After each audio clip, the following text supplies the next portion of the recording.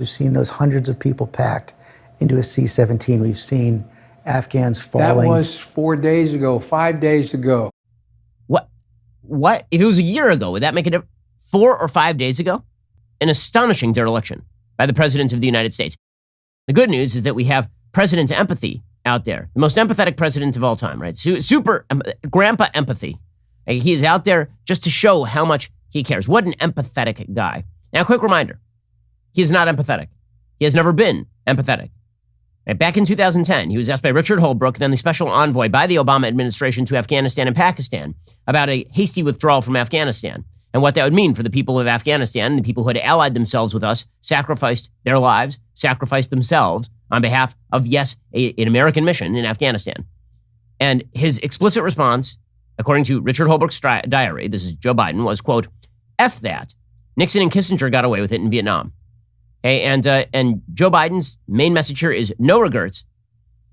This is an astonishing clip. So he was interviewed by George Stephanopoulos, and when a Democratic president is interviewed by George Stephanopoulos, usually it is a human centipede performance because that's George Stephanopoulos' job. George Stephanopoulos was the press secretary for Hillary Clinton back during the 1990s. He is a Democratic apparatchik who somehow ended up as one of the chief anchors at ABC News, which is wild. Right? Imagine if Karl Rove were one of the chief anchors for Fox News. It'd be very strange. Not like an opinion host, a chief actual news anchor. So normally when George Stephanopoulos is doing an interview with a Democratic politician, it looks more like softcore pornography than it does like an actual interview. But George Stephanopoulos could not save Biden from himself here. He just could not.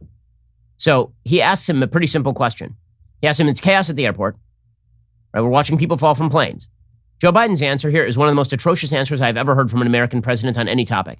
And go back and listen. I was highly critical of many of the things that Trump said in interviews.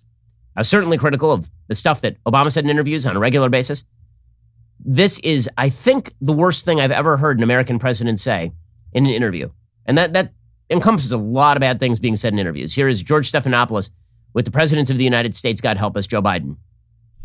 We've seen those hundreds of people packed into a C-17. We've seen Afghans falling. That was 4 days ago, 5 days ago. What did you think when you first saw those pictures? What I thought was we have to gain control of this. We have to move this more quickly. We have to move in a way in which we can take control of that airport. And we did. So you don't think this could have been handled, this actually could have been handled better in any way? No mistakes? No. No mistakes. It's been error-free. It's a perfect operation. A perfect operation where Afghans are clinging to the wheel wells of planes escaping Afghanistan and then falling from 4,000 feet to their death on the tarmac. Perfect operation. More than that, I got to say, when Stephanopoulos asked him about what just happened there, and he says it was 4 or 5 days ago. So, number one, I was unaware that if a man falls 4,000 feet from the wheel well of a C-17 to the tarmac, that he remains alive 4 or 5 days later, that he actually dies, and then 4 or 5 days pass, and then he's okay again. It was 4 or 5 days ago. That is the response of this petulant, man-child president, this addled president. His response is, it was 4 or 5 days ago? What? If it was a year ago, would that make a difference? 4 or 5 days ago? How in the world is that supposed to make any difference at all? By the way, it wasn't. It was 2 days ago when he gave this interview. I understand that every time Joe Biden takes a mid-morning nap and wakes up, he thinks it's a new day, but it absolutely is not. Okay, this is just an astonishing dereliction by the President of the United States. And for Captain Empathy over here to be saying, well, it was 4 or 5 days ago, and could you have handled anything better here? No, nothing could have been handled better. Nothing? Truly nothing? There are 7 people who are trampled to death at this airport. We have women throwing babies over the razor wire at this airport. We still have 10 to 15,000 American citizens who are stuck in Kabul right now, as we speak. We have another somewhere between 60 and 100,000 Afghan allies, people who worked with our military, interpreters, and members of the Special Operations Forces in Afghanistan, for whom American soldiers have signed affidavits basically saying that these are people who we ought to save.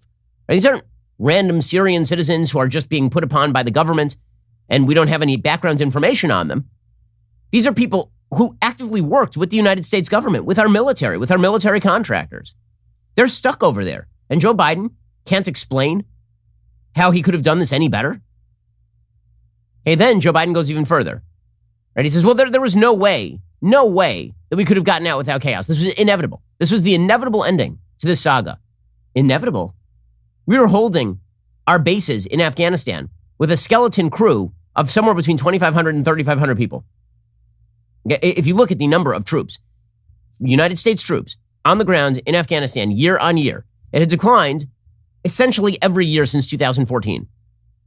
We went from having tens of thousands of troops, as in like 30, 40, 50 to 100,000 troops in the 2010, 2011, 2012 period, all the way down to about 10,000 troops in the post-2014 period, and then all the way down to 2,500 troops officially in Afghanistan as of January of this year.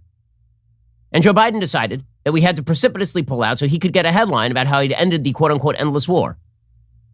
The thing that's so amazing about that, by the way, is that when you look at where American troops are stationed all over the world, Afghanistan barely ranks in like the top 10 by the time that we left. Afghanistan had 3,500 troops there. We have over 5,000 troops in Qatar. We have 5,000 troops in Kuwait. We have 26,000 troops in Korea. We have something like 12,000 troops in Italy. We have 40,000 troops still in Japan. We have 33,000 troops in Germany. This is not a quote-unquote endless war for the United States. There was no necessity for this quote-unquote precipitous pullout. And when he says there's no way to get out without chaos, no, there absolutely was. Here is Joe Biden saying this. It's insane. The idea that somehow there's a way to have gotten out without chaos ensuing, I don't know how that happens. I don't know how that happened. So for you, that was always priced into the decision? Yes. Unbelievable. By the way, quick note here. If he thought it was inevitable that this chaos was going to happen, then why was he taking a vacation? Really? Why? By the way, a bit of a conflicting message there. We were told by his military it was totally unexpected. A month ago, he was saying that the Taliban would not be able to take Kabul. So either he was lying then or he's lying now. Those are the only two choices. Or he's lying both times. It is quite possible that he was informed by his intelligence community that this was a significant possibility. He lied about it a month ago. Then it happened.